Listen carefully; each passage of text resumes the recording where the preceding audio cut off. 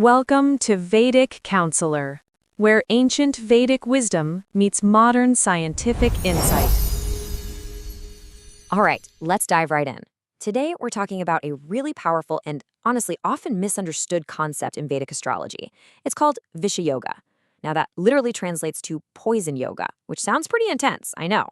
But as you're about to see, this so-called poison might actually hold the secret to your greatest personal power. So you hear a name like poison yoga, and yeah, it sounds a little intimidating, but what is it really? To get to the heart of it, we have to look at the two cosmic players at its core, two planets that couldn't be more different from each other. Okay, so what's really going on here? Well, at its core, Vish Yoga is all about a fundamental cosmic clash. It's what happens when the soft, emotional, ever-changing energy of the moon comes face-to-face with the hard, restrictive, disciplined energy of Saturn. So here's the official definition. Vish Yoga, sometimes also called Chandra Shana Yoga, gets formed in your birth chart when the moon and Saturn interact in a pretty challenging way. You can almost feel it, right? It's like this constant internal push and pull between what you feel and what you feel you have to do. And this is where you can really see that tension laid out. On one side, you've got the moon. Think of it as your mind, your raw emotions, your mother, that need for comfort and flow.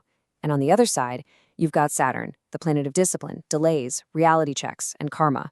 When these two meet, it's like trying to mix oil and water, or maybe more like a flowing river hitting a giant stone dam. There's just friction. So how does this actually show up in a birth chart?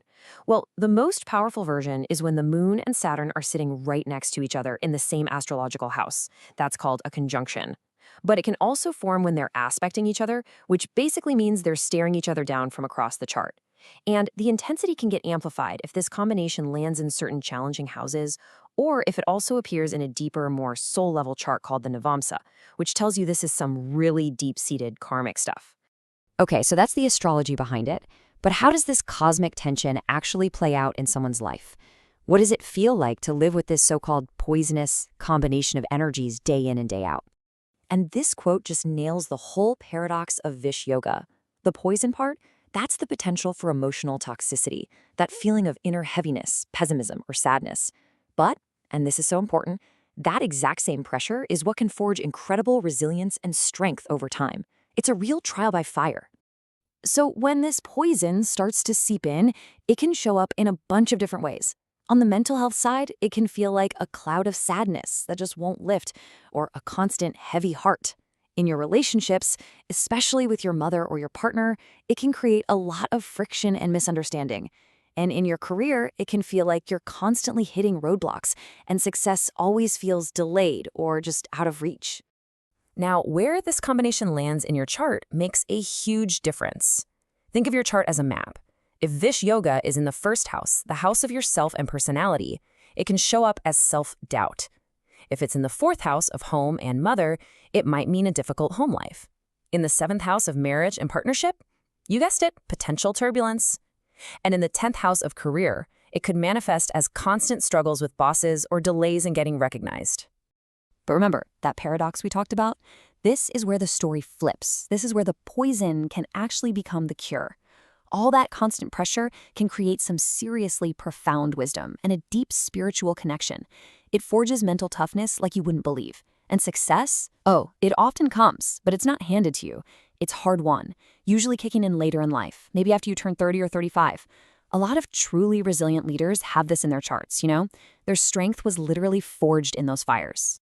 And that brings us to the best part, the most empowering part of this whole thing. You are not just a passive victim of these cosmic energies. The Vedic tradition is full of practical remedies, or upayas, that can help you soften Saturn's harsh edge and really strengthen the moon's gentle light. First up, we've got mantras. Think of them as powerful sound vibrations that can literally help shift the energy around you. Chanting Om Namah Shivaya is a huge one for this, and here's why. In the mythology, Lord Shiva is the one who drank a cosmic poison to save the world. See the connection? He literally neutralizes the poison. And then there are specific mantras to work with Saturn on Saturdays and to boost the moon on Mondays.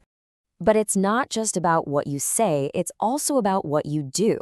Acts of devotion and making specific offerings can help rebalance these planetary forces.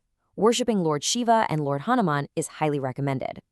And you can also make small offerings linked to each planet on their special day, like offering a little bit of oil for Saturn on a Saturday, or donating white things like milk or rice for the moon on a Monday. And look at this. Your daily actions can be one of the most powerful remedies of all. Things like yoga and meditation directly work to calm the mind, which is the moon's territory. And because Saturn represents service and karma, doing acts of charity, like helping out the elderly or donating things to those in need, is seen as a direct way to soothe Saturn's heavy energy. It all connects. All right, let's bring it all home now. The whole journey of understanding Visha Yoga is really about one thing: reframing it. It's about seeing it not as a life sentence, but maybe as a life assignment. If you take away only one thing from this, let it be this: Visha Yoga is seen as a karmic teacher.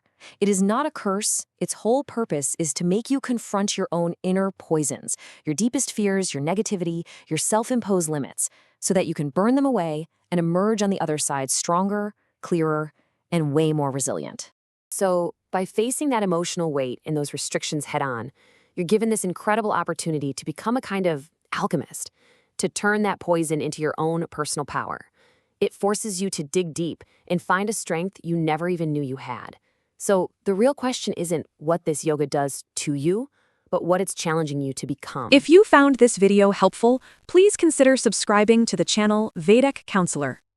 For personal astrology consultation, horoscope analysis, or Vastu consultation, you can contact us on WhatsApp 919219539215 or visit our website www.vediccounselor.com. Thank you for watching.